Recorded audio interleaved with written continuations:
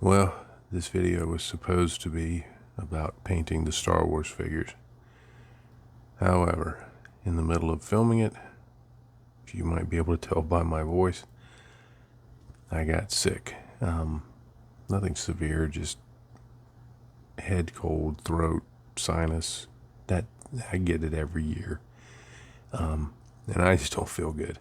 So I filmed what amounts to testing these brushes, and I'll let the rest of the video speak for that. But we'll just call this part one, if you'll allow me, of the video about painting these figures for this Star Wars speeder truck.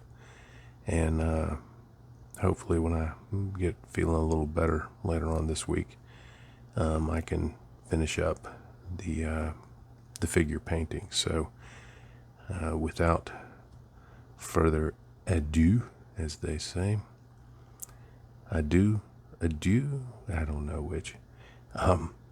Without further rambling, here's what I had filmed to start the painting of the figures. All right, I'm going to start painting these Star Wars figures, and I've got them all assembled. I primed them in white. This is just Vallejo, their spray primer, just white Blanco. So very, very plain. I did that because I want to make use of some contrast colors. And I'm going to start off with Space Wolves Gray, and about a 50-50 mix of the Space Wolves Gray and the contrast medium. And I'm going to use this for the pants, and on the regular troops, I'll also use this for their jackets. For this guy, he's got the long duster on, so I'm going to go with something that's more leathery looking. And I'm going to be trying out these Minotaur brushes for this. Now, all I've done with the brush is I gave it a thorough cleaning in just water, warm water, and shaped it. And now I will just paint this on. So let's see how this goes. And the main thing I'm looking for with the brush is, one, how does the paint flow off of it? But I don't expect that to really be a problem. What I'm more looking for is, what is the condition of the brush after I get done. Now you can note that the color's fairly light. That's deliberate. I like when I'm using contrast paints to build the color up and not get surprised if I put one on and it's very, very, very opaque. So I'd rather start off with them kind of light and then build up from that. So let me get this on here, and I'm going to have to get in close with my optimizer to see what I'm doing, and keep moving. Okay, you can see how that looks. It's just one coat, but you can see how it looks. I'll let that dry. However, that's just gently painting on, and I was very gentle with the brush. That's gently painting on one coat. Shouldn't look like that. I'm going to drive forward with it and see if, I don't know why I'm driving forward with it. I know where this is going. But brush shouldn't look like that. The sable brush should not look like that after painting one thing. Now I ended up painting 4 of the figures with this Minotaur brush, and I've cleaned it off, so it's actually looking a little better. But you saw it after painting one figure. By the time I got through with 4 of them, it was looking awful. Hair split off everywhere. This is after just rinsing it and wiping it on a paper towel. Now, by comparison, I painted one figure with a Rosemary & Co. Series 99, which is a pure sable brush, so it's the closest equivalent of the Minotaur brush. This is how that brush looks after one figure. Same technique, same paint, same type of figure. Nothing different. That's how it looks. That's how a good brush is supposed to look. This one's fairly new. I've used it a few times, but not very many. So keep in mind, this one has been used a few times. This one, very first use. I'm going to keep using these Minotaur brushes for this project just to try and give them a fair shake. But, I mean, there comes a point where you kind of know, you know what I mean, going in, that, so there's that Rosemary & Co. after cleaning and shaping. It's really nice. If I clean this one off, and all I did on that Rosemary & Co. while I was talking, I wiped it off in the water and ran it in the water, wiped it off on the paper towel, and you see how it looks. This is how this one looks after doing the exact same thing. Exact same thing. Now, yeah, I could pop it in my mouth and shape it, and it goes back to looking nice. But it's just going to instantly fall apart when I paint. Not saying it's not usable, but it's mostly just for mopping, if that's the way they're going to be. Like I said, I'll keep using them. I'll give them a try, and just see how it goes. But right now, I'm extremely disappointed. I've got some high quality synthetics, some really good synthetics. Good brand if you're looking for affordable synthetics. Blick Art has this Masterstroke Golden Taklon series. Very affordable, but very durable and very good for a synthetic. And these synthetics hold up better than that Minotaur brush. But and I'm surprised because when I tried, this is made by Dynasty, when I tried Dynasty brushes back in my evaluation a couple of years ago, they performed okay. More comparable to the Rosemary & Co. brush. I think the difference is, and he mentions this on his website, the Minotaur website, that one, it's pure sable, it's not Kolinsky sable, but that's not really a big deal because this is pure sable. This is not Kolinsky sable. And quite honestly, when it comes to using Rosemary & Co., I don't notice any difference between the performance of the Kolinsky sable and the pure sable. So it shows me that a pure sable brush can be a very, very, very good brush. But they said that the brushes were made in their factory in Thailand, and then final assembly was in the U.S. Now, I don't know what that would do with it, but if you watched the video that I linked when I did kind of an unboxing of these brushes, of how they showed, so there was one video that showed pictures of Rosemary & Co. brushes being made, but it was more about the company. And then there was a couple that were specifically about how Winsor & Newton brushes are made.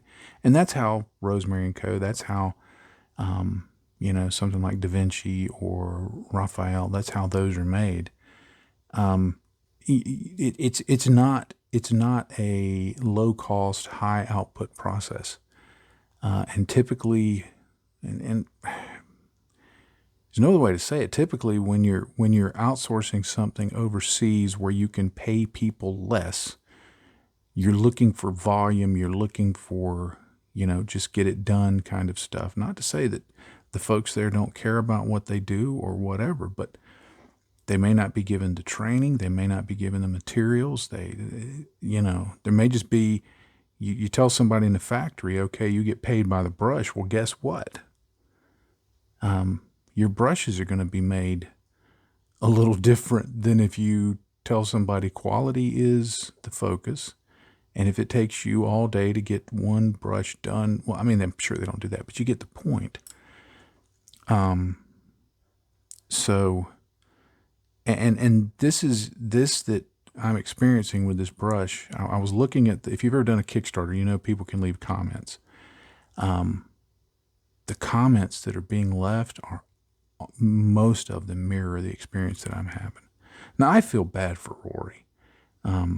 This has got to be, if they're all this way or the majority of them are this way, this is going to be a nightmare for him. It's going to be an absolute PR nightmare, because I don't doubt he didn't go into this saying, hey, I'm going to rip people off. In fact, the price that he's selling this stuff at, if he's making any money, I'd be surprised. So this is really a passion project for him, and if the brushes let him down, it's just going to stink. It's just going to stink, and I hate it for him. But I'll keep like I said, I'll keep giving him a test on these. But yeah, that's pretty bad for a first use on very thin paint. All right, I'm going to move on to the next color. I'm going to use this contrast paint, Siliconum Gray.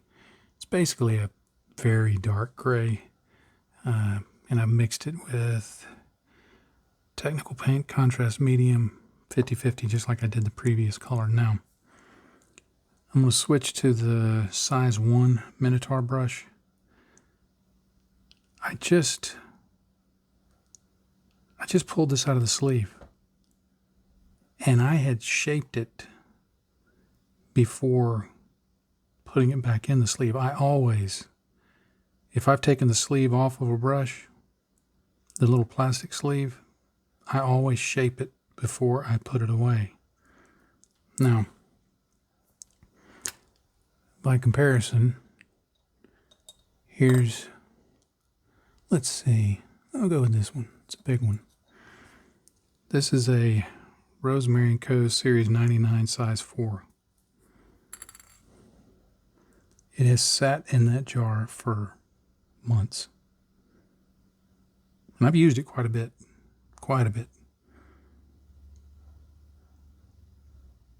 And that's the state it's in after sitting for months. This one, that's less than a week. It's already coming apart. I read some comments on the Kickstarter for this Minotaur set, and somebody said they were looking at the brushes and they were complaining about the same things I'm seeing. And they said it looks like they put the brush hairs in, because see the way they normally do it, if you watch those videos, you've seen this. They take the hair and they kind of lay it out and they tease it around and they comb it and they do all sorts of stuff and they get it even, and then they tie it off, and then they use scissors and they kind of trim the ends of it and all of that, and then they pull it through something and they put it in the ferrule and all that, and when they're done, it's you know, it shapes to a nice tip. And somebody made a comment. They said it looks like they just put the hairs in here and then tried to cut them to form a tip. And if you look at it, you can kind of see that. So I'm not sure what's going on, but I'm going to give it a little more of a try, and then I think I know where this is going. You probably do too, but we'll give it a try. All right, I'm going to paint the boots with this Siliconum Gray. And like I said, I thinned it 50-50 with contrast medium, so it's going to go on kind of thin, but I did that for a reason. I want there to be some distinction between the boots and the pack. I'm going to paint the pack this color also. And so I want there to be a little bit of distinction between those. So this will allow me to put 2 or 3 coats on the boots and 1 or 2 coats on the, I already seeing hair split off. Good grief. You know, fewer coats on the pack so that the pack is a lighter, it'll still be a darker gray, but not as dark as the boots. I want the boots to be darker. So I just got home, it's Friday afternoon, and I just got home from work, so I'm in the mind frame of work, and my brain hasn't chilled out a little bit yet. I come home from work and I'm still in kind of a go, go, go mode, and have to get relaxed a little bit. But let me keep applying this, and we'll see where we go. Look at the brush. Just shouldn't do that. I mean, it's just bad. All right, so I finished painting all those parts with that color, and this is after just a brief wash in water. This is the state the brush is in. And quite honestly, this is probably better than it actually is, because I did, when I wiped it on the paper towel, I did give it a spin, which tends to shape it a bit. See? But I swish it around in the water, and this is what it goes to. That just shouldn't happen. And here you can see if I don't shape it, that's where it ends up. That's just, and it's really surprising, because I thought these were pure sable. I went back and looked at the website. They're listed as Kolinsky sables. So these really are designed to compete with the Winsor Newton Series 7, the Rosemary & Co. Series 33, Raphael 8404, so forth. Whatever Da Vinci's top line brush is, whatever they're called. It slips my mind now. And I feel bad for the guy who's behind the Kickstarter, Rory. I'm not making fun of it. I have trouble saying it. But I feel bad for him. But at the same time, he shipped them out, and you wouldn't have to go through too many of these brushes. And he's advising people, and I get it. I mean, I understand he's advising people to, you got to clean them with the brush soap, and you got to shape them and all that. But I've done this. I've been doing this long enough to know you ain't gonna fix that with brush soap. It's just not happening. It's just not happening. I mean, look at it now that it's drying up. It's just. Sometimes when you back a Kickstarter, you take your chances. So, well, at least I can enjoy my $65 coffee mug. I did find it interesting that he mentioned in his comments that there was going to be a wave 2 of brushes coming, and I'm like, you might want to rethink that. But there's a lot of people getting on there, and they're leaving him bad comments, and I mean, you know how people are on the internet. I'm not going to say anything. It won't change anything. He knows what's going on, and me helping him won't change anything. So I'm gonna keep painting these Star Wars figures, but I'm gonna switch to an actual brush. I thought about this when I was working on these when I was off camera. If you've watched me long enough, you'll know the significance of this statement. I would rather use an army painter brush than this brush. So that kind of tells you where they've settled out to. Okay, well, that concludes part 1 of painting the figures and my thoughts on these brushes. Not good. I wasn't impressed with these at all, in the least. So my daughter has asked for these. She does a lot of art projects, and she's not worried about the brushes. She'll just use them, enjoy them, and we'll move on. So hopefully I'll get to feeling better later in the week, and hope you're doing well. And I'll just close by saying happy day to you, friends. Bye-bye.